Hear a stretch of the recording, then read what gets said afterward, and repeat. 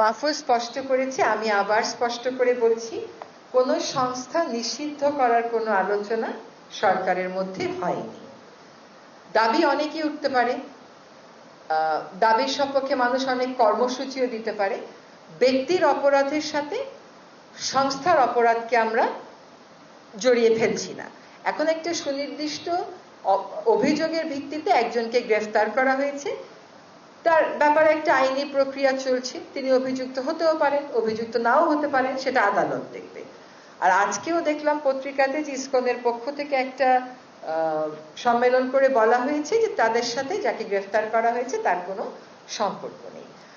আর এটা হচ্ছে আপনার প্রথম প্রশ্নের উত্তর। দ্বিতীয় প্রশ্নের উত্তর হচ্ছে যে সংস্কার 6টা কমিশনকে সময় দেয়া হয়েছে ডিসেম্বরের মধ্যে, এবং তাদের মধ্যে প্রায় কেউ কেউ বলেছেন ডিসেম্বরের মধ্যেই দিবেন, কেউ কেউ বলে